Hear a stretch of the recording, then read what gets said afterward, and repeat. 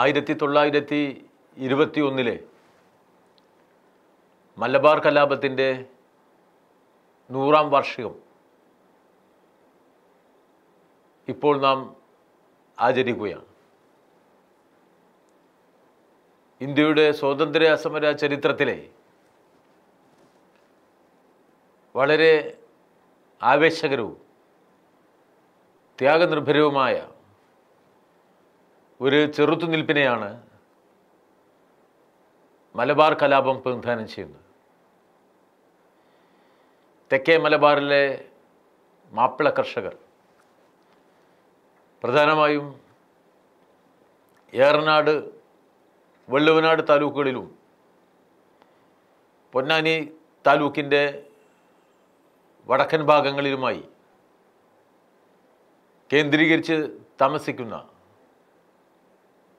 മുസ്ലിം കൃഷിക്കാർ, അവരാണ് മലബാർ കലാപത്തിൽ പോരാളികളായി അണിനിരന്നത്.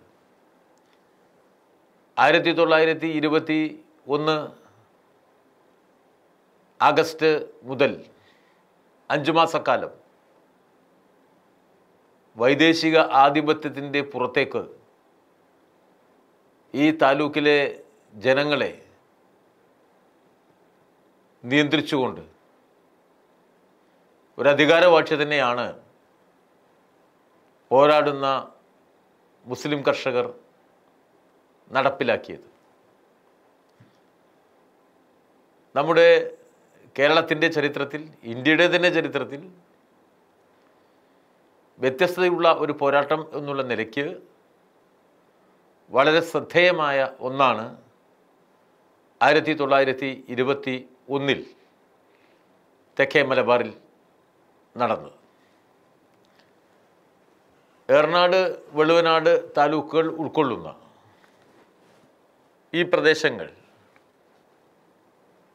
ഏതാണ്ട് പൂർണ്ണമായും ഇപ്പോഴത്തെ മലപ്പുറം ജില്ലയിലാണ്. പാലക്കാട് ജില്ലയിലും കോഴിക്കോട് ജില്ലയിലും ചില പ്രദേശങ്ങൾ ഉൾക്കൊള്ളുന്നുണ്ട്. ഇവിടെ ഏറ്റവും പ്രധാനപ്പെട്ട ഒരു സവിശേഷത മുസ്ലിം ഭൂരിപക്ഷ പ്രദേശങ്ങളാണ് ഇത് എന്നതാണ്. മാപ്പിള ലഹള എന്നാണ് ബ്രിട്ടീഷുകാർ ഈ സമരത്തെക്കുറിച്ച് എഴുതിയിട്ടുള്ളത്. സമരകാലത്ത് സമരത്തിൻ്റെ സാക്ഷികളിലൊരാളായ ദേശീയ മുസ്ലിം നേതാവ് മുഹമ്മദ് അബ്ദുറഹിമാനാണ് ആദ്യമായി ഈ ലഹളയെ മാപ്പിള ലഹള എന്ന് പറഞ്ഞ് ചുരുക്കരുത് എന്ന് പറഞ്ഞത്. ഇത് മലബാർ ലഹളയാണ്.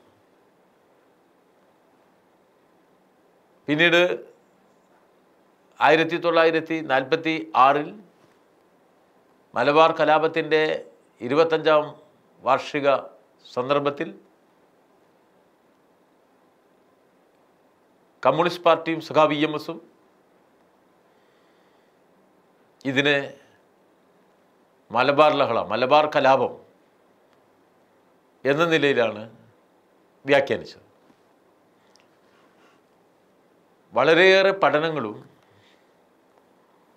വളരെയേറെ വിപരീത പ്രചരണങ്ങളും നടന്നിട്ടുള്ള ഒന്നാണ് 1921 മലബാർ കലാപം. ബ്രിട്ടീഷ് സാമ്രാജ്യത്വം അതിൻ്റെ എല്ലാ കരുത്തും ഈ കലാപത്തെ അടിച്ചമർത്തുന്നതിന് വേണ്ടി ഉപയോഗിക്കുകയുണ്ടായി. ബ്രിട്ടീഷ് പട്ടാളത്തെ സഹായിക്കുന്നതിന് വേണ്ടി പ്രത്യേകം പരിശീലനം സിദ്ധിച്ച ഗൂർഖ റെജിമെൻറ്റിനെ തന്നെ വെള്ളക്കാർ മലപ്പുറത്തേക്ക് കൊണ്ടുവന്നു. നമ്മൾ കാണേണ്ടത് ഈ സമരം കേവലം ഒരു ദിവസം ആരംഭിച്ചതായിരുന്നില്ല എന്ന വസ്തുതയാണ്. 1921 കലാപം ആരംഭിക്കുന്നതിന് മുമ്പ് തന്നെ മുസ്ലിം കർഷകർ ജന്മിമാർക്കെതിരായ സമരങ്ങളിൽ പങ്കെടുക്കുന്നുണ്ടായിരുന്നു. ഇടയ്ക്കിടെ പൊട്ടിപ്പുറപ്പെട്ട നിരവധി പ്രാദേശിക സംഘർഷങ്ങൾ ചരിത്രരേഖകൾ പരിശോധിച്ചാൽ നമുക്ക് കാണാൻ കഴിയും. ഈ പ്രദേശങ്ങളിൽ പലയിടത്തായി ജന്മിമാർക്കെതിരായി സാധാരണ മുസ്ലിം കർഷകർ ഏറ്റുമുട്ടുന്നതുമായി ബന്ധപ്പെടുത്തിയുള്ള പ്രാദേശിക സംഘർഷങ്ങളെ അടിച്ചമർത്താൻ വേണ്ടി കഠിനമായ നിയമങ്ങളും ബ്രിട്ടീഷ് ഭരണം കൊണ്ടുവരികയുണ്ടായി. ഈ പ്രദേശത്തെ ജനവിഭാഗങ്ങൾ അടിച്ചമർത്തുന്നതിന് വേണ്ടിയുള്ള പ്രത്യേക നിയമങ്ങളും ബ്രിട്ടീഷ് ഭരണം പാസ്സാക്കിയിട്ടുണ്ടായിരുന്നു. അതിൻ്റെ ഭാഗമായാണ് മാപ്പിള ഔട്ട്റേജസ് ആക്ട്, മുസ്ലിം മൂർഖത്വ നിയമം എന്നാണ് സഖാവ് EMS ഈ മാപ്പിള മൂർഖത്വ നിയമം, തികച്ചും മുസ്ലിം വിരുദ്ധമായ ഒരു നിയമം, അവരുടെ പൗരാവകാശങ്ങളെ ഇല്ലാതാക്കുന്ന, അവരെ കൂട്ടത്തോടെ ജയിലിലടക്കുന്ന, അവരെ കൂട്ടത്തോടെ നാട് കടത്തുന്ന എല്ലാ കരിനിയമങ്ങളും ഒരുമിച്ച് ഉപയോഗിക്കാൻ കഴിയുന്ന തരത്തിൽ തയ്യാറാക്കിയ നിയമമായിരുന്നു അത്. അതുപോലെ തന്നെ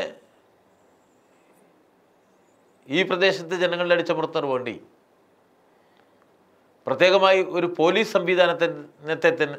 പ്രത്യേക പോലീസ് സംവിധാനത്തെ തന്നെ ബ്രിട്ടീഷുകാർ നിർമ്മിച്ചെടുക്കുകയുണ്ടായി. മലപ്പുറം സ്പെഷ്യൽ പോലീസ് എന്ന് പറഞ്ഞ് ആരംഭിച്ച, പിന്നീട് മലബാർ സ്പെഷ്യൽ പോലീസായി മാറിയ കമ്മ്യൂണിസ്റ്റുകാരെ വലുതോതിൽ അടിച്ചമർത്താൻ 1948-51 കാലത്ത് ദുർവിനിയോഗം ചെയ്ത MSP ഈ സമരങ്ങളുടെ കാലത്ത് സൃഷ്ടിക്കപ്പെട്ട ജനവിരുദ്ധമായ ഒരു ഉപോൽപ്പന്നമായിരുന്നു. ആ നിലയിൽ പ്രത്യേകമായി അടിച്ചമർത്താൻ ബ്രിട്ടീഷുകാർ പരിശ്രമിച്ച ഒന്നാണ് ഈ പ്രദേശത്തെ ജനകീയ പ്രതിരോധങ്ങൾ. എല്ലാവർക്കും അറിവുള്ളതുപോലെ വളരെ സാധാരണക്കാരായ പാട്ടക്കുടിയന്മാരായിരുന്നു അക്കാലത്തെ മലബാറിലെ മാപ്പിള കർഷകർ. വിശേഷിച്ചും ഈ മുസ്ലിം കൃഷിക്കാർ 95% നിരക്ഷരരായിരുന്നു.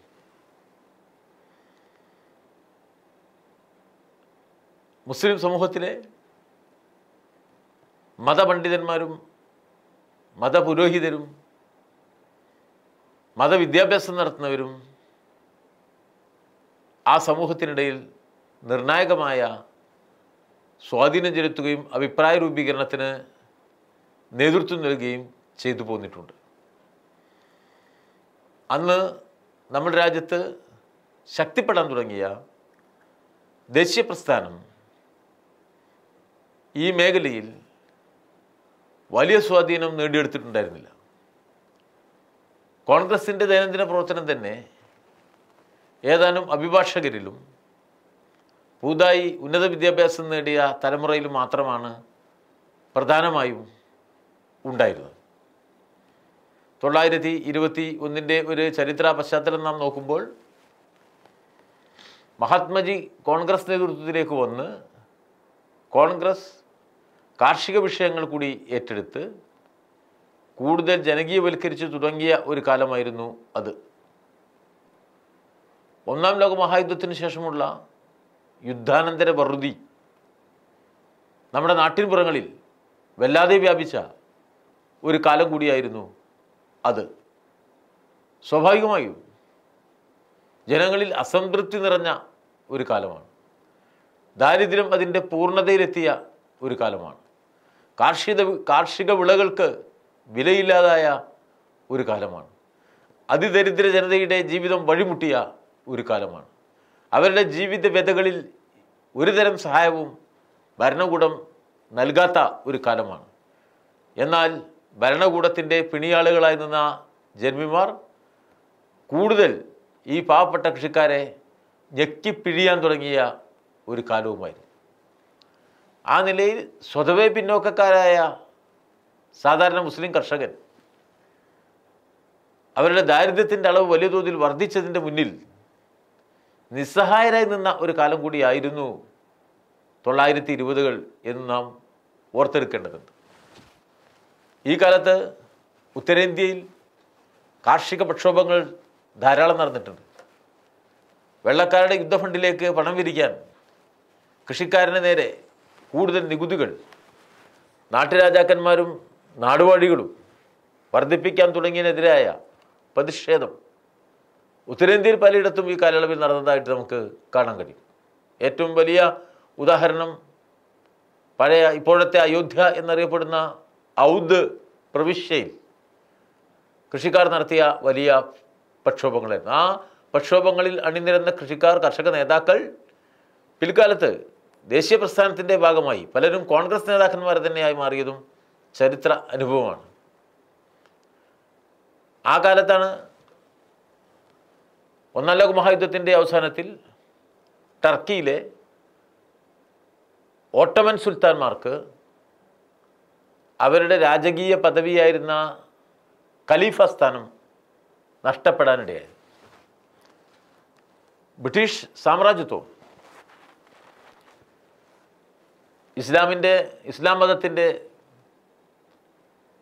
ആത്മീയ തലവൻ്റെ സ്ഥാനം കൂടി അലങ്കരിച്ച ടർക്കി രാജാവിൽ നിന്ന് ഖലീഫ സ്ഥാനം മാറ്റിയപ്പോൾ അതുണ്ടാക്കിയ പ്രതിഷേധവും മുസ്ലിം സമുദായത്തിൽ ശക്തമായി ലോകം മുഴുവൻ അലയടിച്ചിട്ടുണ്ടായിരുന്നു.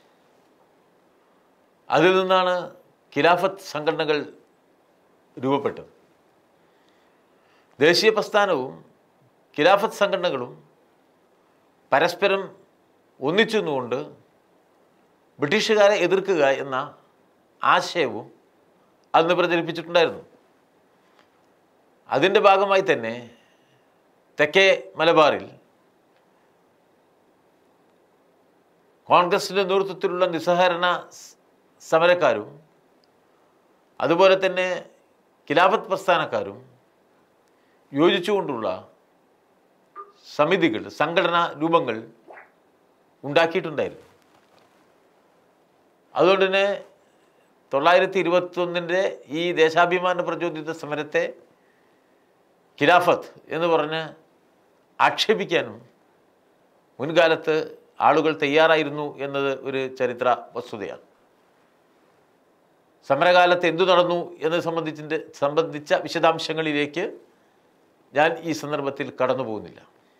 ഒരു കാര്യം വ്യക്തമാണ്, സാധാരണ ജനങ്ങൾ, മുസ്ലിം കൃഷിക്കാർ,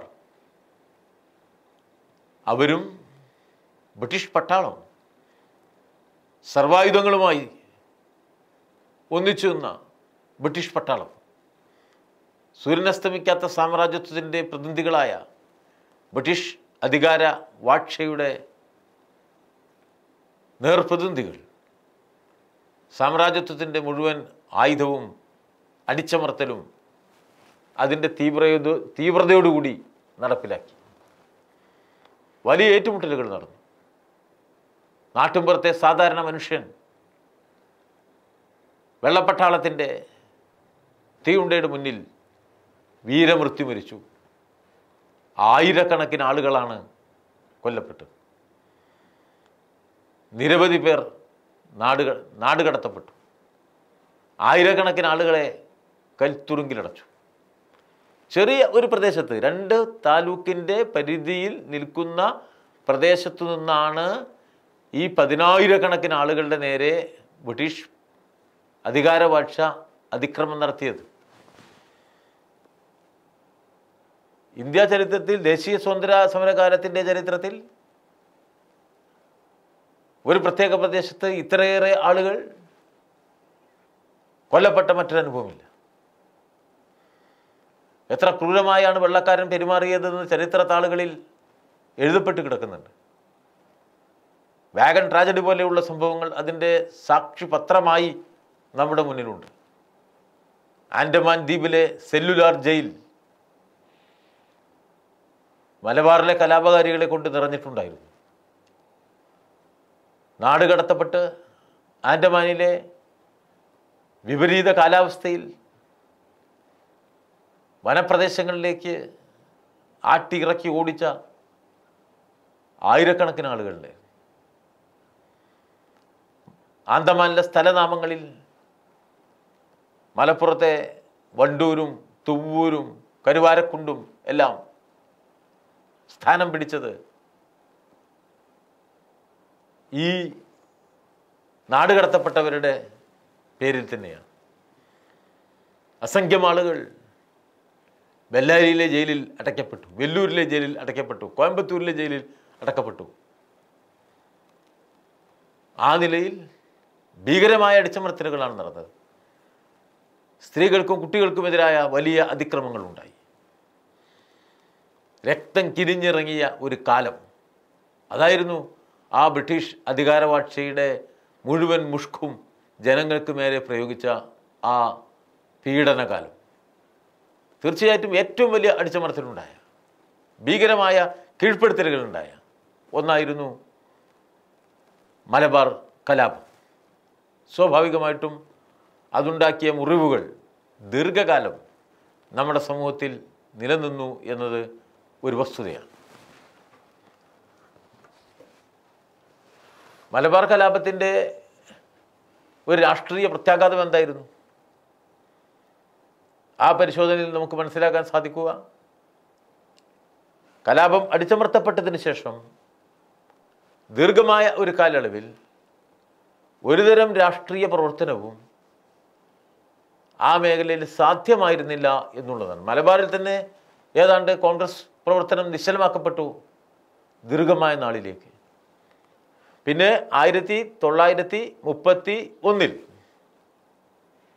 സ്വാതന്ത്ര്യസമരം പുതിയ വിധാനത്തിലേക്ക് കയറിയിറങ്ങി. നിയമലംഘന സമരങ്ങളിലേക്ക്, ഉപ്പ് സത്യാഗ്രഹത്തിലേക്ക് ഒക്കെ മാറിയപ്പോഴാണ് ഒരു ദശാബ്ദത്തിൻ്റെ ഇടവേളയ്ക്ക് ശേഷം രാഷ്ട്രീയ പ്രവർത്തനം തന്നെ മലബാറിൽ പൊതുവെ പുനരാരംഭിച്ചത്. ആ അടിച്ചമർത്തലിൻ്റെ കരുത്ത് അത്ര വലുതായിരുന്നു. എല്ലാം നിശബ്ദമാക്കപ്പെട്ടിട്ടുണ്ടായിരുന്നു. അടിച്ചമർത്തപ്പെട്ട മുസ്ലിം കർഷകൻ്റെ വേദനകൾ മാത്രമല്ല, സാമൂഹ്യ രാഷ്ട്രീയ പ്രവർത്തനമാകെ എല്ലാവരും നിർത്തിവെക്കുക എന്ന നിലയിലേക്ക് കാര്യങ്ങൾ പോയിട്ടുണ്ടായിരുന്നു. അന്ന് കോൺഗ്രസ് പ്രസ്ഥാനം ആരംഭിച്ച കാലമാണ്. ഇപ്പോൾ കലാപ ദിവസങ്ങളിലെ ഓർമ്മക്കുറിപ്പുകൾ നമ്മൾ തിരിച്ച് എടുത്ത് വായിക്കുമ്പോൾ അതിൻ്റെ നേർസാക്ഷികളെ കാണാൻ കഴിയും. ശ്രീ KP കേശവമേനോൻ അദ്ദേഹത്തിൻ്റെ ആത്മകഥയായ കഴിഞ്ഞ കാലം നമ്മൾ വായിക്കുകയാണെങ്കിൽ വളരെ കൃത്യമായി ഈ സമരത്തിൻ്റെ ഒരു നേർക്കാഴ്ച സമര ദിവസങ്ങളിൽ കോഴിക്കോട്ട് നിന്ന് കുണ്ടോട്ടിയിലെത്തി തിരൂരങ്ങാടിയിലേക്ക് നടന്നുപോയി തിരൂരങ്ങാടിയിലെ സംഭവവികാസങ്ങൾ നേരിൽ കണ്ട ഒരാളെന്ന നിലയിൽ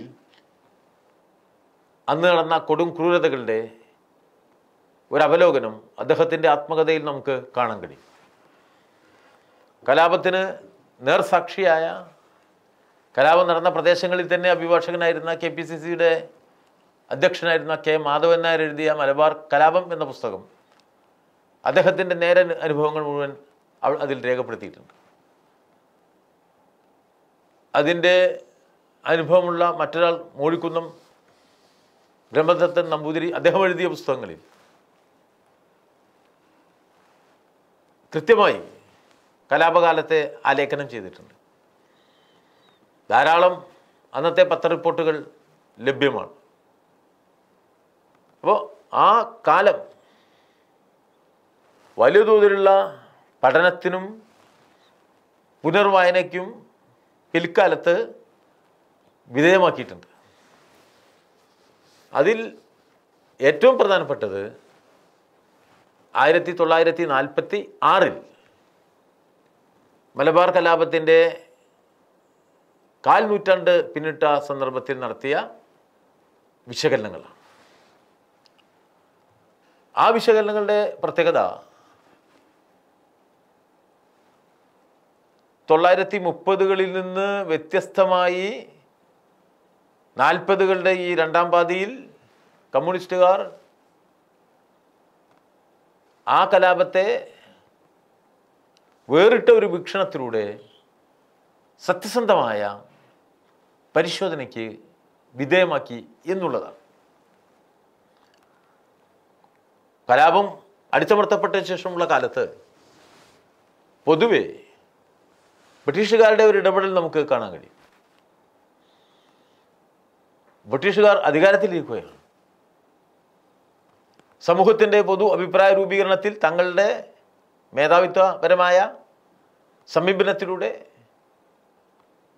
വലിയ മുസ്ലിം വിരുദ്ധത പ്രചരിപ്പിക്കാൻ ബ്രിട്ടീഷ് സാമ്രാജ്യത്വം തയ്യാറായി. മാപ്പിള ലഹള എന്ന വാക്കു തന്നെ ആ വിരോധത്തിൽ നിന്നാണ്. ഹിന്ദു മുസ്ലിമും തമ്മിലുള്ള വലിയ അകലം സൃഷ്ടിക്കുന്ന തരത്തിൽ കലാപത്തിൻ്റെ ചില സന്ദർഭങ്ങളിൽ ഉണ്ടായ ഹിന്ദുക്കൾക്കെതിരായ ഒറ്റപ്പെട്ട അക്രമങ്ങളെ വലിയ തോതിൽ പ്രചരണ വിധേയമാക്കിക്കൊണ്ട് ഹിന്ദു മുസ്ലിം വൈരുദ്ധ്യം രൂപപ്പെടുത്തിയ പ്രചരണ രൂപങ്ങളെ ബ്രിട്ടീഷുകാർ നടത്തുകയുണ്ടായി. ഒരു വിഭാഗം മാധ്യമങ്ങളും തെറ്റിദ്ധാരണാജനകമായ വാർത്തകൾ പ്രചരിപ്പിക്കുകയുണ്ടായി. നേരിൽ കാണാത്തത് കേട്ടുകേൾവിയിൽ നിന്ന് അർദ്ധസത്യങ്ങൾ വാർത്തകളായി മാറിയതിൻ്റെ ഒട്ടേറെ അനുഭവങ്ങളും ഉണ്ടായി. സ്വാഭാവികമായും ഒരു ന്യൂനപക്ഷ വിരുദ്ധത, മുസ്ലിം വിരുദ്ധത ഉൽപ്പാദിപ്പിക്കുന്ന തരത്തിലാണ് ഈ കാര്യങ്ങളെ ആ സാമ്രാജ്യത്വകാലം പൊതുവെ അടയാളപ്പെടുത്തി പ്രചരിപ്പിച്ചത്. എന്നാൽ 1946 മലബാർ കലാപത്തെക്കുറിച്ചുള്ള കൂടുതൽ വസ്തുനിഷ്ഠമായ അപഗ്രഥനത്തിന് കമ്മ്യൂണിസ്റ്റ് പാർട്ടി തയ്യാറായി. ദേശാഭിമാനി പ്രസിദ്ധീകരിച്ച ആഹ്വാനവും താക്കീതും എന്ന ലേഖനം സഖാവ് EMS തയ്യാറാക്കിയ ഒരു കുറിപ്പാണത്. ആ ലേഖനം മലബാർ കലാപത്തെ മറ്റൊരു വീക്ഷണത്തിലൂടെ പരിശോധന വിധേയമാക്കി. മലബാർ കലാപത്തെ പാരീസ് കമ്മ്യൂണിനോട് സാമ്യപ്പെടുത്തിക്കൊണ്ട് ആ കലാപത്തിലെ പോരാളികളുടെ വീര്യത്തെ പൂർണ്ണമായി പിന്തുണച്ചുകൊണ്ട് അത്തരം ബ്രിട്ടീഷ് വിരുദ്ധ നിലപാടുകൾ ആവർത്തിക്കേണ്ടതുണ്ട് എന്ന് സൂചിപ്പിച്ചുകൊണ്ട് സഖാവ് AKG നടത്തിയ, പെരിന്തൽമണ്ണയിൽ നടത്തിയ 1946 ആഗസ്റ്റ് മാസത്തിലെ പ്രസംഗം, അദ്ദേഹത്തെ ബ്രിട്ടീഷുകാർ ആ പ്രസംഗത്തിൻ്റെ പേരിൽ കൽത്തുറുങ്കിലടച്ചു. കമ്പളത്ത് ഗോവിന്ദൻ നായർ ആ സമരത്തെ അടിച്ചമർത്തിയ ബ്രിട്ടീഷ് പോലീസ് ഉദ്യോഗസ്ഥനായ ഹിച്ച്കോക്കിൻ്റെ സ്മാരകം മാറ്റണം എന്നാവശ്യപ്പെട്ടുകൊണ്ട് അന്ന് നടന്ന പ്രതിഷേധ ജാഥയുടെ പ്രചരണത്തിന് വേണ്ടി തയ്യാറാക്കിയ കവിത, മാപ്പിളപ്പാട്ട് രൂപത്തിലുള്ള കവിത പ്രസിദ്ധീകരിച്ചതിൻ്റെ പേരിൽ ദേശാഭിമാനി കണ്ടുകെട്ടുകയുണ്ടായി. അപ്പോൾ വലിയ സാമൂഹ്യ ശ്രദ്ധയുണ്ടായ, ബ്രിട്ടീഷുകാർ വലിയ തോതിൽ അടിച്ചമർത്തലിലേക്ക് നീങ്ങിയ കമ്മ്യൂണിസ്റ്റ് നേതാക്കളെ AKG EMSനൊക്കെ അറസ്റ്റ് ചെയ്യുന്നതിലേക്ക് നീങ്ങിയ ഒരു സാഹചര്യവും രൂപപ്പെടുകയുണ്ടായി. അപ്പോൾ ആ 1921 മറ്റൊരു തരത്തിൽ വിശകലന വിധേയമാക്കി കമ്മ്യൂണിസ്റ്റുകാർ. അതിൻ്റെ പേരിൽ ബ്രിട്ടീഷുകാർ കമ്മ്യൂണിസ്റ്റുകാരെ അടിച്ചമർത്തുകയും ചെയ്തു. ആ വിശകലനത്തിൻ്റെ ഏറ്റവും വലിയ പ്രത്യേകത എന്താ? ആ വിശകലനത്തിൻ്റെ പ്രത്യേകത ആ സമരത്തെ വർഗീയമായ, മതപരമായ ഒരു മാപ്പിള ലഹളയായി ചുരുക്കാനുള്ള ശ്രമത്തെ അതിജീവിച്ചതാണ്. അതിനെ മലബാർ ലഹള എന്ന് തന്നെയാണ് വിളിക്കേണ്ടത് എന്ന വസ്തുത അത് കമ്മ്യൂണിസ്റ്റുകാരുടെ സമീപനം ഉയർത്തിപ്പിടിച്ചു. എങ്ങനെയാണ് മുസ്ലിം കൃഷിക്കാർ അടിച്ചമർത്തപ്പെട്ടത്? ആ അടിച്ചമർത്തലിനെതിരായിട്ടുള്ള സമരമായിരുന്നു അടിസ്ഥാനപരമായി മലബാർ കലാപം എന്ന വസ്തുത അടിവരയിട്ട് കമ്മ്യൂണിസ്റ്റുകാർ ചൂണ്ടിക്കാട്ടി. എന്നാൽ ആ സമരത്തിനുണ്ടായിരുന്ന പരിമിതി എന്താണ് എന്ന് സംബന്ധിച്ചും തികഞ്ഞ വ്യക്തത കമ്മ്യൂണിസ്റ്റുകാരുടെ ആ പരിശോധനയിലുണ്ടായിരുന്നു. അതിൻ്റെ നേതൃത്വ ഘടനയുടെ പരിമിതി,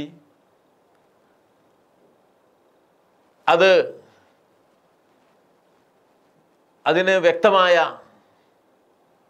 കാഴ്ചപ്പാടിൻ്റെ അഭാവം, വൈകാരികതയ്ക്ക് കിട്ടുന്നൊരു മുൻകൈയിൽ നിന്നാണത് സൃഷ്ടിക്കപ്പെട്ടത്. അതിന് ആ നിലയിൽ തന്നെ കാണാൻ കമ്മ്യൂണിസ്റ്റ് പാർട്ടി തയ്യാറായി.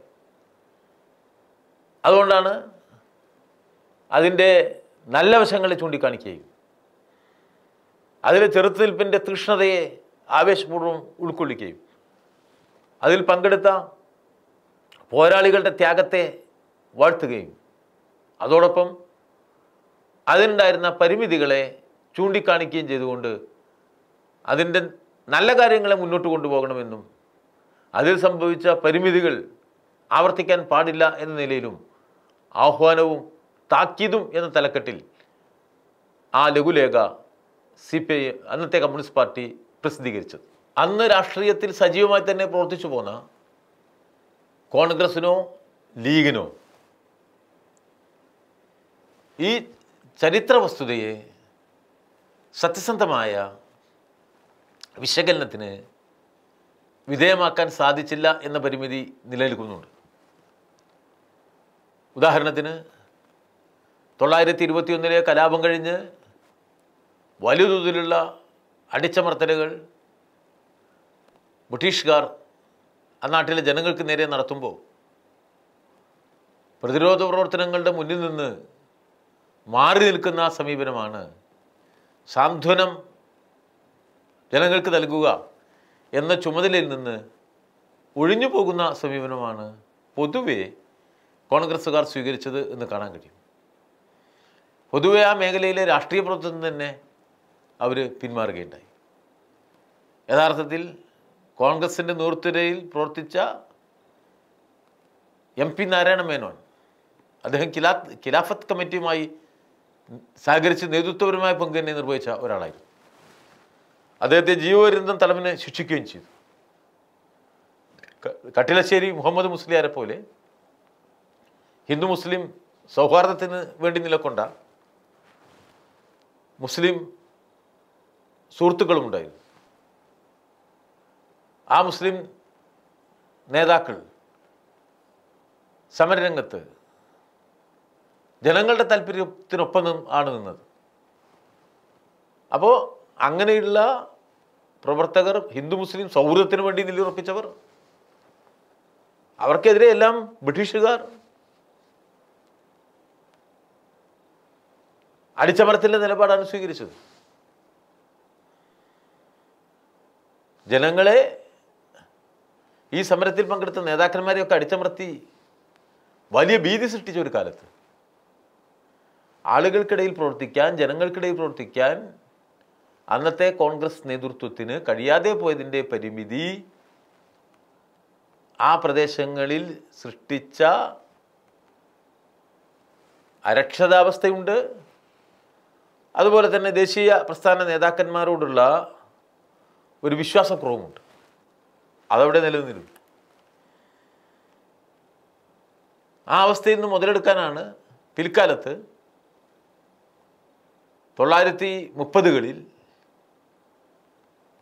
ലീഗ് രൂപം കൊള്ളുന്നത്. അങ്ങനെ രൂപം കൊണ്ട ലീഗോ 1930കൾ മുതൽ വീണ്ടും സജീവമാവാൻ തുടങ്ങിയ കോൺഗ്രസ്സോ ഈ കലാപത്തെ സത്യസന്ധമായി വിശകലനം ചെയ്യാൻ തയ്യാറായില്ല. രാഷ്ട്രീയ ലാഭത്തിന് ഉതകുന്ന തരത്തിലുള്ള ചില വ്യാഖ്യാനങ്ങൾക്ക് മാത്രമാണ് അവർ തയ്യാറായത്.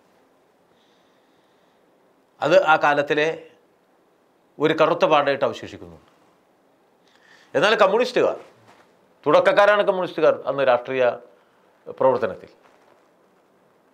മാർക്സിസം ലെനിനിസത്തിൻ്റെ ഒരു വിശകലന ശൈലിയിലൂടെ ആ സമരത്തെ കൃത്യമായി വിശകലനം ചെയ്യാൻ കമ്മ്യൂണിസ്റ്റ് പാർട്ടിക്ക് സാധിച്ചു എന്നുള്ളതാണ് ഏറ്റവും വലിയ ഒരു ചരിത്ര വസ്തുത. 921 സത്യസന്ധമായി വിശകലനം ചെയ്തുകൊണ്ടുള്ള, വസ്തുനിഷ്ഠമായി വിശകലനം ചെയ്തുകൊണ്ടുള്ള അഭിപ്രായ പ്രകടനം കേരളീയ സമൂഹത്തിൽ നടത്തിയത് കമ്മ്യൂണിസ്റ്റ് പാർട്ടി ആയിരുന്നു എന്നത് ഏറ്റവും പ്രധാനപ്പെട്ട ഒരു കാര്യമാണ്. ആ ചുമതല നിർവഹിക്കുമ്പോൾ സമൂഹത്തിൽ മുസ്ലിം വിരുദ്ധത ഉൽപ്പാദിപ്പിച്ചുകൊണ്ട് 921 വ്യാഖ്യാനം എഴുതി പ്രചരിപ്പിച്ചവർ അതുവരെ പ്രചരിപ്പിച്ചതെന്നും വ്യത്യസ്തമായ ഒരഭിപ്രായം ഈ പ്രക്ഷോഭത്തെക്കുറിച്ച് രൂപപ്പെടുത്താനുള്ള ശ്രമം കമ്മ്യൂണിസ്റ്റുകാർ നടത്തി എന്നത് ഏറ്റവും പ്രധാനപ്പെട്ടതാണ്. പിൽക്കാലത്ത് ഈ മേഖലയിലാകെ ശക്തമായ ഹിന്ദു മുസ്ലിം സൗഹൃദത്തിൻ്റെതായ അന്തരീക്ഷം സൃഷ്ടിക്കുന്നതിൽ നിർണായകമായ ഇടപെടലായിരുന്നു 1946 കമ്മ്യൂണിസ്റ്റ് പാർട്ടിയുടെ ഇടപെടൽ എന്നത് ഏറ്റവും പ്രധാനപ്പെട്ട ഒരു വസ്തുതയാണ്. ഇന്ന് നമ്മൾ ആ വിഷയത്തെ വീണ്ടും പുനർവായനയ്ക്ക് വിധേയമാക്കുമ്പോൾ എന്ന് സൂചിപ്പിക്കേണ്ടത്. പിന്നീട് ഇപ്പോൾ ഈ സമരത്തിൻ്റെ 100ാം വാർഷികം ആചരിക്കുകയാണ്. പിൽക്കാലത്ത് നിരവധിയായ പഠനങ്ങൾ മലബാർ കലാപത്തെക്കുറിച്ച് നടന്നതായിട്ട് നമുക്ക് കാണാൻ കഴിയും. താൻ ഒരു അക്കാദമിക് ചരിത്രകാരനാണ് എന്ന് അവകാശപ്പെടാത്ത സഖാവ് EMS അദ്ദേഹത്തിൻ്റെ ചരിത്ര വീക്ഷണ രീതിയിലൂടെ സമഗ്രമായ പരിശോധനകൾ വിവിധ സന്ദർഭങ്ങളിൽ മലബാർ കലാപത്തെക്കുറിച്ച് നടത്തിയിട്ടുണ്ട്. വളരെ കൃത്യമായി സമൂഹത്തിൽ നിലനിന്ന ജന്മി നാടുവാഴി വ്യവസ്ഥക്കെതിരായും ബ്രിട്ടീഷ് സാമ്രാജ്യത്വത്തിനെതിരായും അത് സൃഷ്ടിച്ച തെറ്റായ കർഷക വിരുദ്ധ നിലപാടുകൾക്കെതിരായുമുള്ള ഒരു പോരാട്ടമായി സമരത്തെ കാണാൻ, ആ സമരത്തിൻ്റെ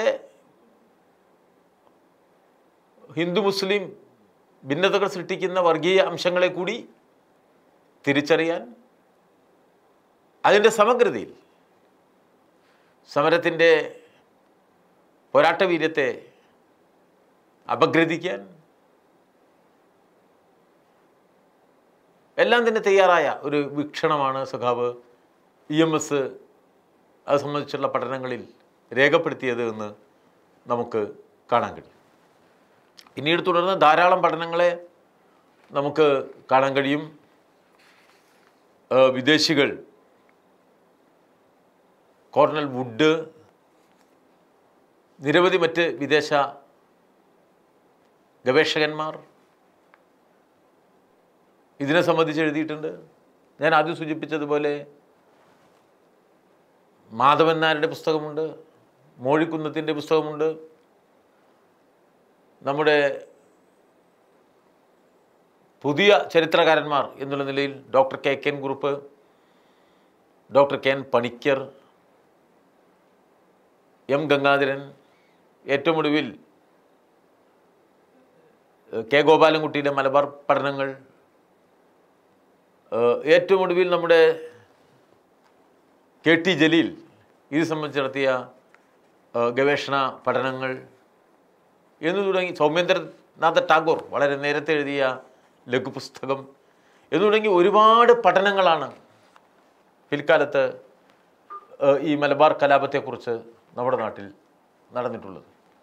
വളരെ വ്യത്യസ്തമായ രീതിശാസ്ത്രങ്ങൾ ഉപയോഗപ്പെടുത്തിയിട്ട് ആ പഠനങ്ങൾ നടത്തപ്പെട്ടിട്ടുണ്ട്. സൂക്ഷ്മാംശങ്ങളിൽ വളരെ കൃത്യതയുള്ള അപഗ്രഥനവും അഭിപ്രായവും അതിൽ കമ്മ്യൂണിസ്റ്റ് പാർട്ടിയുടേതും ഇടതുപക്ഷ വീക്ഷണമുള്ള ചരിത്രകാരന്മാരുടേതുമാണ് എന്ന് നമുക്ക് വേർതിരിച്ചെടുക്കാൻ കഴിയും. സമരത്തെ ഏതെങ്കിലും മതത്തിൻ്റെ വിവരമില്ലായ്മയായി ചുരുക്കാനല്ല, ആ സമരത്തിന് ഇടയാക്കിയ ആ കാലത്തിൻ്റെ പ്രത്യേകതകളെ, സാമ്രാജ്യത്വത്തെ, സാമ്രാജ്യത്വ അടിച്ചമർത്തലിനെ, ഭൂബന്ധങ്ങളിൽ സാമ്രാജ്യത്വം വരുത്തിയ മാറ്റത്തെ, ജന്മിക്ക് നിയമാധികാരം നിയമപരമായ അവകാശം കൊടുക്കുന്നത് സാമ്രാജ്യത്വമാണ്. കൃഷിക്കാരെ ക്രൂരമായി ചൂഷണം ചെയ്യാനുള്ള അവസരമൊരുക്കിയത് സാമ്രാജ്യത്വമാണ്. വളരെ കൃത്യമായി അതെല്ലാം ചൂണ്ടിക്കാണിക്കുകയുണ്ടായി. അതിൻ്റെ നേതൃത്വ ഘടനയുടെ പ്രത്യേകത, അതിൻ്റെ ചില മതാംശങ്ങളെ അത് ചൂണ്ടിക്കാണിക്കുകയുണ്ടായി. പെശക് എന്ന ഘടകങ്ങളെ ചൂണ്ടിക്കാണിക്കുന്നതോടൊപ്പം തന്നെ അതിൻ്റെ വളരെ കൃത്യതയാർന്ന സാമൂഹ്യ വശങ്ങളെ ഉയർത്തിപ്പിടിക്കേണ്ടായി. ഇന്ന് നാം ഇസ്ലാമോഫോബിയ എന്നൊക്കെ വിളിക്കുന്ന മുസ്ലിം വിരുദ്ധത ഈ സമരങ്ങളിൽ നിന്ന് ഉൽപ്പാദിപ്പിച്ചെടുക്കാനുള്ള പരിശ്രമങ്ങളെ നിഷേധിക്കുന്നതാണ് കമ്മ്യൂണിസ്റ്റ് പാർട്ടിയുടെ നിലപാട്. അതിലെ വർഗപരമായ വിശകലനങ്ങൾ നടത്താനുള്ള പരിശ്രമമാണ് കമ്മ്യൂണിസ്റ്റ് പാർട്ടി നടത്തിയിട്ടുമുള്ളത്. പിന്നീട് ഇപ്പോൾ നമ്മൾ ഒരു 75 കൊല്ലക്കാലത്തിന് ശേഷം ഒരു പുനർവായനയ്ക്ക് ഇതിനെ വിധേയമാക്കുകയാണ്. അത്തരം ഒരു പരിശോധനയിൽ കമ്മ്യൂണിസ്റ്റ് പാർട്ടിയുടെ ഇടപെടലിൻ്റെ പ്രത്യേകതയും നമ്മൾ തിരിച്ചറിയേണ്ടതുണ്ട്. ഒരു ഹിന്ദു മുസ്ലിം കലാപമാക്കി വളരെ തെറ്റിദ്ധാരണാജനകമായ പ്രചരണം മലബാർ കലാപത്തിന് നൽകുന്നതിനെ അംഗീകരിക്കാത്ത നിലപാട് സ്വീകരിച്ച കമ്മ്യൂണിസ്റ്റ് പാർട്ടി പിൽക്കാലത്ത് കേരളത്തിൽ അധികാരത്തിൽ വരികയുണ്ടായി. അധികാരത്തിൽ വന്ന കമ്മ്യൂണിസ്റ്റ് പാർട്ടി സ്വീകരിച്ച നിലപാടുകൾ സമൂഹ പൊതുധാരയിലേക്ക് ബ്രിട്ടീഷുകാർ പിന്നിലേക്ക് തള്ളിയ മുസ്ലിം സമൂഹത്തെ കൊണ്ടുവരാൻ നല്ല മുൻകൈയാണ് കമ്മ്യൂണിസ്റ്റ് പാർട്ടി സ്വീകരിച്ചത്. അതുകൊണ്ടാണ് 1957 അധികാരത്തിൽ വന്ന EMS ഗവൺമെൻറ് മുസ്ലിം ഔട്ട്റേജസ് ആക്ട്, മാപ്പിള മൂർഖത്വ നിയമം തന്നെ നിയമപുസ്തകത്തിൽ നിന്ന് മാറ്റിയത്. പള്ളികളും മദ്രസകളും സ്ഥാപിക്കാനുള്ള അവകാശങ്ങൾ നിഷേധിച്ചതിന്, പള്ളികൾ റിപ്പയർ ചെയ്യാൻ പോലും അനുവാദം നൽകാത്തതിന്, അറ്റകുറ്റപ്പണികൾ അനുവദിക്കാത്തതിന് ഒക്കെ മാറ്റി നല്ല നിലപാട് സ്വീകരിക്കേണ്ടായി. പെരിന്തൽമണ്ണയിൽ നിന്ന് പട്ടാമ്പിയിലേക്ക് പോകുമ്പോൾ പുലാമന്തോളിലെ റോട്ട് വക്കിൽ സഖാവ് EMS തറക്കല്ലിട്ട ഒരു മുസ്ലിം പള്ളി തന്നെ നമുക്ക് കാണാൻ കഴിയും. അത് ആ സമുദായം അദ്ദേഹത്തിന് അർപ്പിച്ച വിശ്വാസത്തിൻ്റെ അടയാളമാണ്. വലിയ ആത്മവിശ്വാസം മുസ്ലിം സമുദായത്തിന് നൽകി. ഗവൺമെൻറ് സർവീസുകളിൽ അവർക്ക് കൂടുതൽ അവസരങ്ങൾ നൽകി. പൊതുധാരയിലേക്ക് ആ സമുദായത്തെ അടുപ്പിച്ചു നിർത്താൻ നല്ല നിലപാട് കമ്മ്യൂണിസ്റ്റുകാർ സ്വീകരിക്കേണ്ടത്. പിന്നീട് 1967 EMS ഗവൺമെൻറ് വന്നപ്പോൾ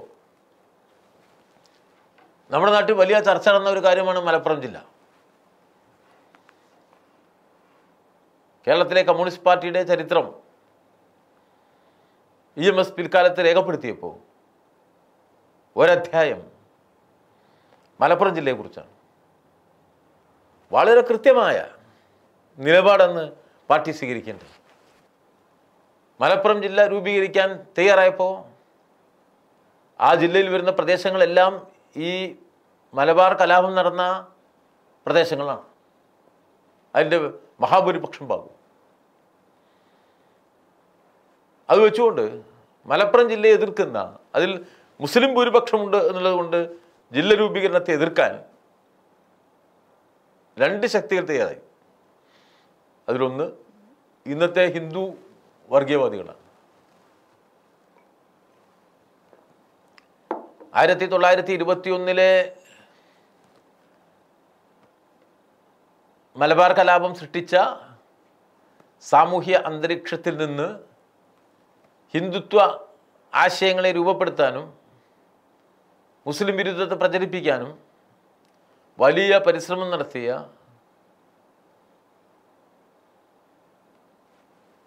ഒരു വിഭാഗം ആളുകൾ, അന്നത്തെ ഒരു വിഭാഗം ആളുകൾ പിന്നീട് സംഘപരിവാറായി മാറുകയുണ്ടായി.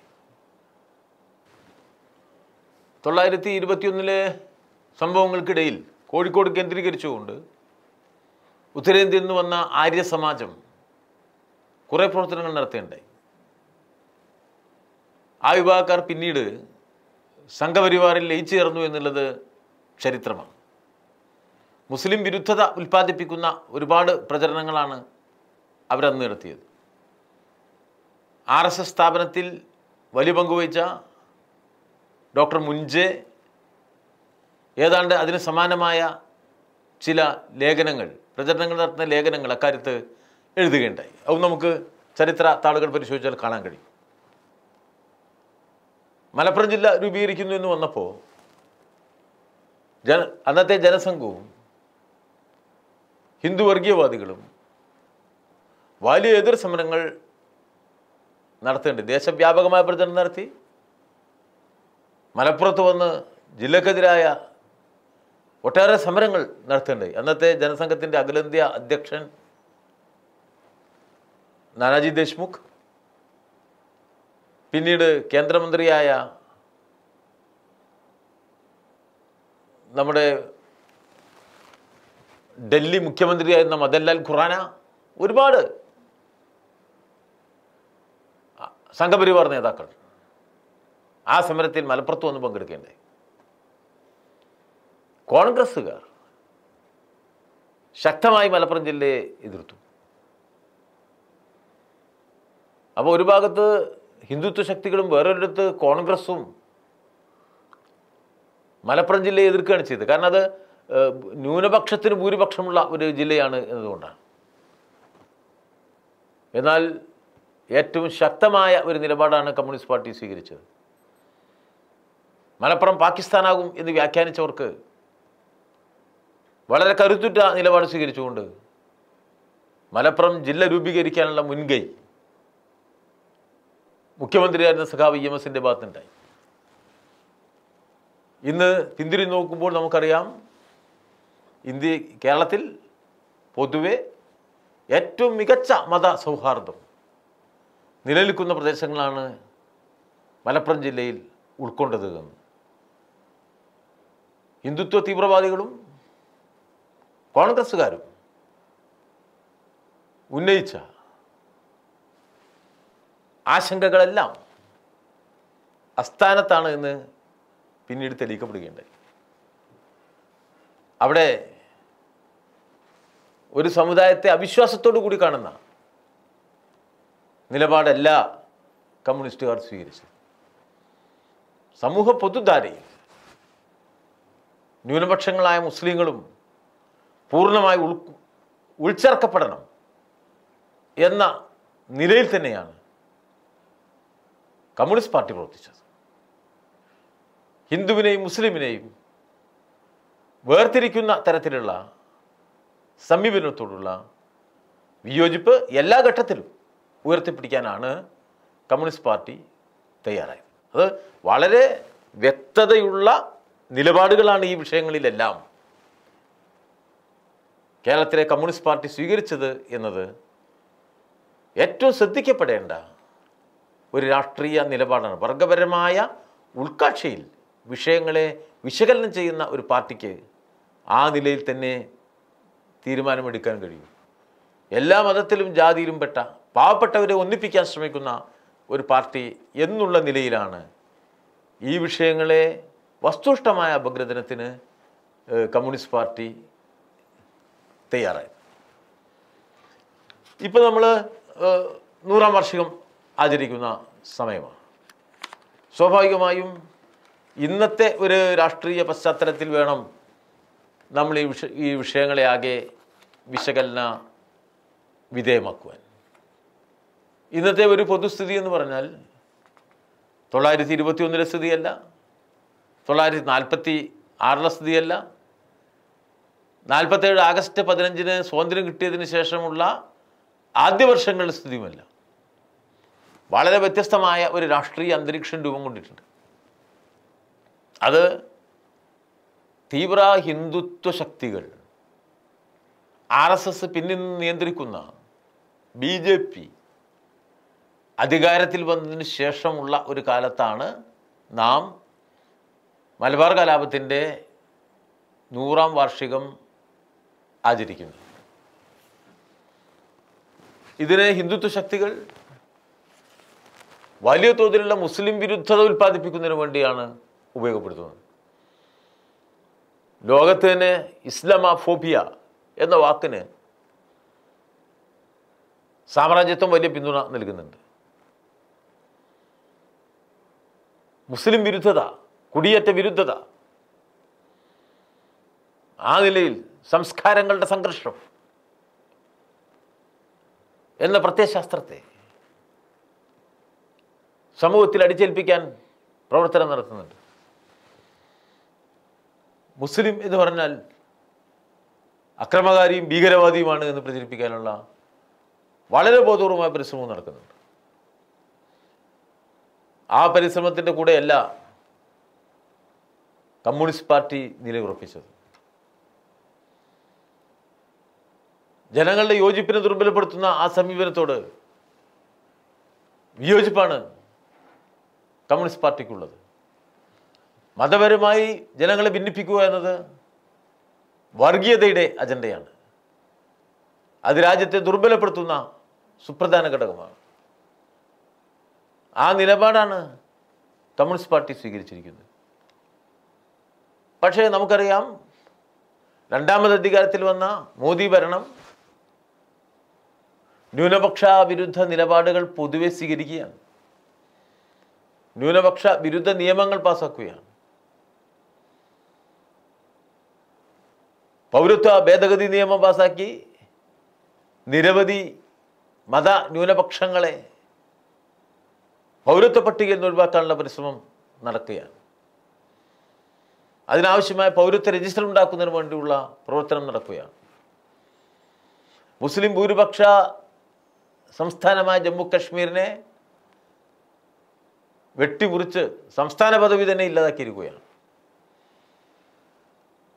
മുസ്ലിം പേരുള്ള സ്ഥലനാമങ്ങൾ മാറ്റിയെഴുതുകയാണ്.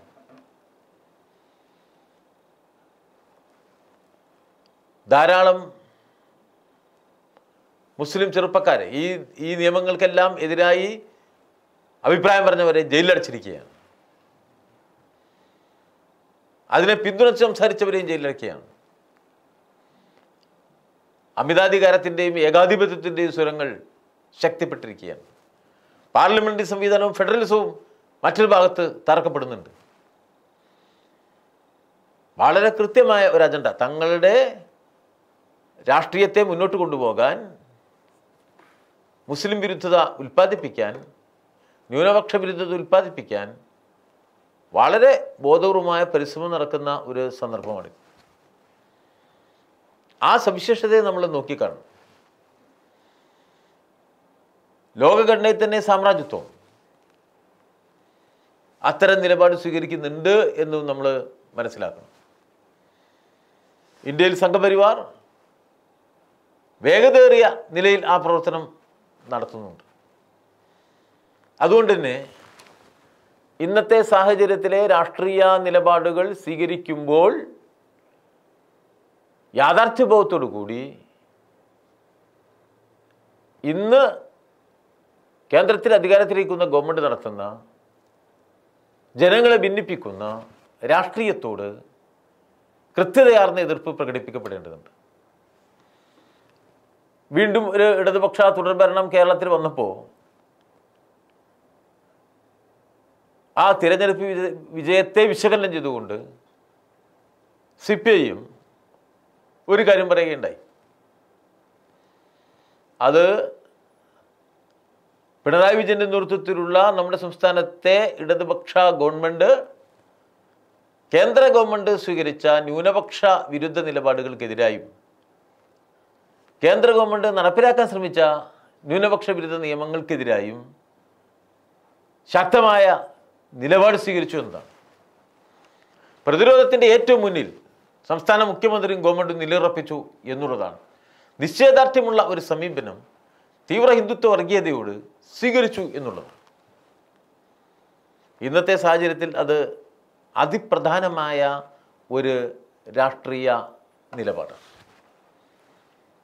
എന്നാൽ വേറൊരു ഭാഗത്ത് തീവ്ര ഹിന്ദുത്വ ശക്തികളുടെ ആ അളവിൽ ന്യൂനപക്ഷ വർഗീയതയ്ക്ക് ഇവിടെ പ്രവർത്തിക്കാൻ കഴിയില്ല, കാരണം അത് ന്യൂനപക്ഷമാണ്. എന്നാൽ ജമാഅത്തെ ഇസ്ലാമി പോലെയുള്ള സംഘടനകൾ രാഷ്ട്രീയ ഘടനയിൽ ഒരു മുസ്ലിം വോട്ട് ബാങ്ക് സൃഷ്ടിക്കാൻ ഉള്ള പരിശ്രമം നടത്തുകയാണ്. അധികാരം ആഗ്രഹിക്കുന്ന UDFും ഇന്ത്യൻ യൂണിയൻ മുസ്ലിം ലീഗും കൂടുതലായിട്ട് അവരോട് കൂട്ടുചേരുന്നത് നമ്മൾ ഈ കഴിഞ്ഞ നിയമസഭാ തെരഞ്ഞെടുപ്പിൽ കണ്ടു. പക്ഷേ ഏറ്റവും അനുകൂലമായ ഒരു ഭാഗം നമുക്ക് ചൂണ്ടിക്കാണിക്കാതിരിക്കാൻ കഴിയില്ല. അത് കേരളത്തിലെ ന്യൂനപക്ഷങ്ങൾ ആ മുസ്ലിം ഏകീകരണം എന്ന ലക്ഷ്യത്തിലേക്ക് കാര്യങ്ങളെ നയിക്കാൻ ലീഗും ജമാഅത്ത് ഇസ്ലാമിയുമായി കൂട്ടുചേർന്നുകൊണ്ട് നടത്തിയ പരിശ്രമത്തെ പിന്താങ്ങിയില്ല എന്ന വസ്തുതയാണ്. വലിയ മാറ്റമാണ്. കമ്മ്യൂണിസ്റ്റുകാർ സ്വീകരിച്ച നിലപാടുകളോട് ഐക്യദാർഢ്യപ്പെടലാണത്. ഇവരെല്ലാം കമ്മ്യൂണിസ്റ്റായി എന്നുള്ളതല്ല. കമ്മ്യൂണിസ്റ്റുകാരുമായും സഹകരിച്ച് പ്രവർത്തിക്കാം, കമ്മ്യൂണിസ്റ്റുകാർക്ക് വോട്ട് ചെയ്യാം എന്നൊക്കെയുള്ള നിലപാടുകൾ വന്നിരിക്കുക. കമ്മ്യൂണിസ്റ്റുകാർ സ്വീകരിച്ച നിലപാടിന് കൂടുതൽ സ്വീകാര്യത 1946 നാം സ്വീകരിച്ച നിലപാടിന്, 1957 അധികാരം കിട്ടിയപ്പോൾ സ്വീകരിച്ച നിലപാടിന്, 1969 മലപ്പുറം ജില്ലാ രൂപീകരണത്തിൽ സ്വീകരിച്ച നിലപാടിന്, ഇപ്പോൾ സംഘപരിവാർ അധികാരത്തിലെത്തിയ കാലത്ത് അവർ സ്വീകരിച്ച മുസ്ലിം ന്യൂനപക്ഷ വിരുദ്ധ നിലപാടുകൾക്കെതിരായ നയസമീപനങ്ങളിൽ എല്ലാം തുടർച്ചയായി വിട്ടുവീഴ്ചയില്ലാത്ത നയസമീപനങ്ങളിൽ തെറ്റായ ഭരണവർഗ നിലപാടുകൾക്കെതിരായി സ്വീകരിച്ചു എന്നതാണ് CPIMൻ്റെ വ്യക്തിത്വം. അത് അതിസുപ്രധാനമാണ്. ഇപ്പോൾ പുതിയ രൂപത്തിൽ കാര്യങ്ങൾ മാറി മറിഞ്ഞുകൊണ്ടിരിക്കുകയാണ്. പുതിയ അഫ്ഗാൻ സംഭവങ്ങളെപ്പോലും നാട്ടിൽ മുസ്ലിം വിരുദ്ധമായി ഉപയോഗിക്കാൻ കഴിയുമോ എന്ന് പരിശോധിക്കുകയാണ്. എല്ലാ ആഗസ്റ്റ് 15-നും ഇന്ത്യൻ സ്വാതന്ത്ര്യദിനം ആചരിക്കുമ്പോൾ 1947 ആഗസ്റ്റ് 14-നെ ഓർമ്മിപ്പിച്ച് ഒരു ദിവസം മുമ്പ് എല്ലാ ദിവസവും ഇനി ആഗസ്റ്റ് 14 വിഭജന വിരുദ്ധ ദിനമായി ആചരിക്കണം എന്ന് ഇന്ത്യയുടെ പ്രധാനമന്ത്രി സ്വാതന്ത്ര്യം കിട്ടി 75 കൊല്ലത്തിന് ശേഷം പറയുമ്പോൾ അവിടെ ഉൽപ്പാദിപ്പിക്കാൻ ശ്രമിക്കുന്നത് ഏതാശയമാണ് എന്ന് നാം പ്രത്യേകം ശ്രദ്ധിക്കണം. അതിൻ്റെ പിൻപാട്ടുകാരാവാൻ പാടില്ല. വ്യക്തതയുള്ള നിലപാടുകൾ ഉണ്ടാവണം. ഹിന്ദുവും മുസ്ലിമും ക്രിസ്ത്യാനിയും സിഖുകാരനും എല്ലാം ഒത്തുചേർന്ന ഇന്ത്യയാണ് കരുത്തുള്ള ഇന്ത്യ എന്ന് നമുക്ക് ഉറപ്പിച്ച് പറയാനാവണം. ദേശീയ സ്വാതന്ത്ര്യ സമരത്തിൻ്റെ അസ്ഥിവാരം ഉറപ്പിച്ചത് ആ കൂട്ടായ്മയിലാണ് എന്ന വസ്തുതയും നമുക്ക് തിരിച്ചറിയാനാവണം. അതുകൊണ്ട് തന്നെ ഇന്ത്യയുടെ മതനിരപേക്ഷതയെ തകർക്കുന്ന ഒന്നിനും ഒപ്പം നിൽക്കാൻ പാടില്ല എന്ന് ഉറപ്പിച്ച് പറയാൻ തന്നെയാണ് ഈ അവസരം നാം ഉപയോഗിക്കേണ്ടത്. മുസ്ലിം വിരുദ്ധതയെ ഉൽപ്പാദിപ്പിക്കാനുള്ള പരിശ്രമങ്ങൾക്ക് ഒപ്പം നിൽക്കാൻ പാടില്ല. വളരെ കൃത്യമായി രാജ്യത്തെ എല്ലാ മതത്തിലും പെട്ട എല്ലാ പൗരന്മാരെയും ഒന്നിപ്പിച്ച് നിർത്തുക എന്നതിന് നമുക്ക് മുൻതൂക്കം നൽകാനാവും. വിഷയങ്ങളെ ഇങ്ങനെ മാത്രം കൈകാര്യം ചെയ്താൽ പോരാ. ജനജീവിതത്തെ ദുസ്സഹമാക്കുന്ന ഒരു സാമ്പത്തിക നയം, അതിവേഗ സ്വകാര്യവൽക്കരണം ഇപ്പോൾ BJP നടപ്പിലാക്കുന്നുണ്ട്. കോവിഡാനന്തര ലോകത്തിൻ്റെ ദാരിദ്ര്യത്തിനുണ്ടാകുന്ന വൻ വർധനവുണ്ട്. തൊഴിലിൽ നിന്നും പറിച്ചെറിയപ്പെടുന്ന ദശലക്ഷക്കണക്കിന് ജനങ്ങളുണ്ട്. അടുത്ത തലമുറ വ്യവസായ വിപ്ലവത്തിൻ്റെ വ്യവസായ വിപ്ലവം ഇനിയും നാട്ടിൽ തൊഴിലില്ലായ്മ വർദ്ധിപ്പിക്കും, തൊഴിൽ നഷ്ടപ്പെടുത്തും എന്നതും യാഥാർത്ഥ്യമാണ്. ആ സന്ദർഭം ഉപയോഗപ്പെടുത്തിയാണ് തീവ്ര സ്വകാര്യവൽക്കരണത്തിലേക്ക് ഇന്ത്യ നീങ്ങുന്നത്. എല്ലാ പൊതുമേഖലയും, പൊതുമേഖലാ ബാങ്കുകളും പൊതുമേഖലാ വ്യവസായങ്ങളും പൊതുമേഖലയിൽ പ്രവർത്തിക്കുന്ന പെട്രോളിയം കമ്പനികളും പൊതുമേഖലയിൽ പ്രവർത്തിക്കുന്ന ഇൻഷുറൻസ് കമ്പനികളും എല്ലാം സ്വകാര്യ മുതലാളിമാർക്ക് കൈമാറ്റം ചെയ്യുന്ന ഒരു രാഷ്ട്രീയ പ്രക്രിയ ഇവിടെ നടക്കുകയാണ്. അതിൻ്റെ സ്വാഭാവിക പരിണാമം നമ്മുടെ നാട്ടിൻ്റെ ദാരിദ്ര്യത്തിൻ്റെ അളവ് വലിയ തോതിൽ വർദ്ധിക്കലാണ്. ശക്തമായ പോരാട്ടം ആ സാമ്പത്തിക നയങ്ങൾക്കെതിരായിട്ടും നാം നടത്തേണ്ടതുണ്ട്. അപ്പോൾ ഇന്നത്തെ കാലത്ത് തീവ്ര ഹിന്ദുത്വ വർഗീയതക്കെതിരായി ഈ സാമ്പത്തിക നയങ്ങൾക്കെതിരായി ഏറ്റവും ശക്തമായ സമരം നയിക്കുന്നതും ഇടതുപക്ഷക്കാരാണ് എന്ന് നമുക്ക് കാണാൻ കഴിയും. സ്വാഭാവികമായും 921 ഓർമ്മകളെ ജനങ്ങളെ ഒന്നിപ്പിക്കുന്നതിന് വേണ്ടിയുള്ള പ്രവർത്തനമായിട്ട് നമുക്ക് ഉപയോഗിക്കാൻ കഴിയും. ഒരു മതവിഭാഗത്തെ ശത്രുപക്ഷത്തേക്ക് നിർത്താനല്ല, എല്ലാ മതത്തിലും പെട്ട സാധാരണക്കാരെ ഒന്നിപ്പിക്കാനാണ് മുൻകൈ എടുക്കേണ്ടത്.